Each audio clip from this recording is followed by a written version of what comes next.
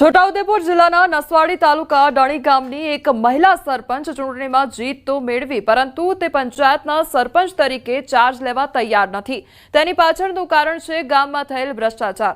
વાત જાણે એમ છે કે અગાઉના સરપંચ અને વહીવટદાર દ્વારા ગામના વિકાસના કામોમાં મોટા પાયે ભ્રષ્ટાચાર કર્યો હોવાનું સામે આવ્યું છે। પંચાયતની પહેલી મીટિંગમાં સરપંચ મીરાબેન ઉપસ્થિત રહ્યા। આ મીટિંગમાં પંચાયતના તમામ રેકોર્ડ નવા ચૂંટાયેલા સરપંચને આપવાના હોય છે, પરંતુ તલાટી અને વહીવટદાર દ્વારા રેકોર્ડ ન અપાતા મીરાબેનને શંકા ગઈ અને તપાસ કરતા જાણવા મળ્યું કે વર્ષ 2021, 2022, 2023 સુધીનું મિલકત રજિસ્ટર કોરું હતું, જ્યારે આ વર્ષમાં લાખો રૂપિયાના કામો કરવામાં આવ્યા હોવા છતાં રજિસ્ટરમાં ચડાવવામાં આવ્યા ન હતા। તો આંગણવાડી પાસે 1,44,000ના ખર્ચે બોર મોટર તેમજ મિની ટાંકીની કામગીરી બતાવવામાં આવી, ત્યાં કોઈ કામગીરી થઈ નથી। આમ અનેક બાબતોમાં ભ્રષ્ટાચાર કર્યો હોવાનું સામે આવતા મહિલા સરપંચે તાલુકા વિકાસ અધિકારીને પત્ર પણ લખ્યો છે અને જણાવ્યું છે કે જ્યાં સુધી યોગ્ય તપાસ નહીં થાય ત્યાં સુધી તે ચાર્જ નહીં લે।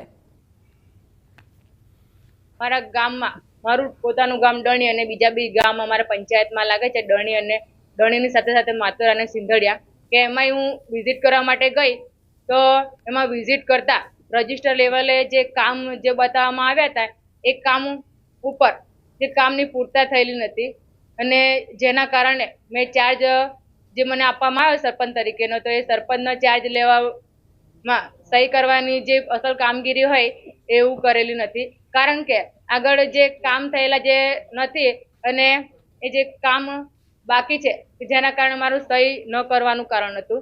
તો મારી સરકારને એટલી જ માંગણી છે કે આ જે જમીન લેવલ પર કામ થયેલા નથી એની જે છે એ તપાસ કરવામાં આવે।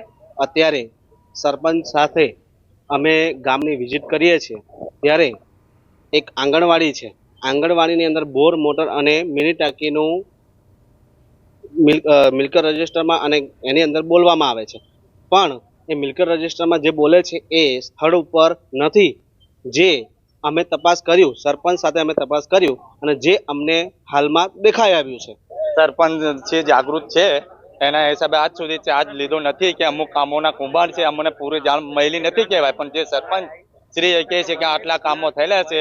અમારે ચેક ડેમ બનાવ્યો નથી અને કામ બોલે છે પણ કોઈ જગ્યાએ કંઈ કામ દેખાતું નથી।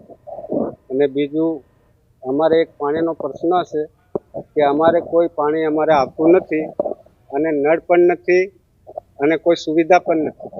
22/9 તારીખ પછી મારો મુદત પૂરી થઈ ગઈ, પછી મેં શું કરું કહેવાય, મારા જે તે વખતેના કામો પૂરા થઈ ગયેલા કહેવાય અને કરેલા જ કહેવાય કામો, જેટલી ગ્રાન્ટ આવી તેટલી, પછી પાછળની વાત હું નથી જાણતો।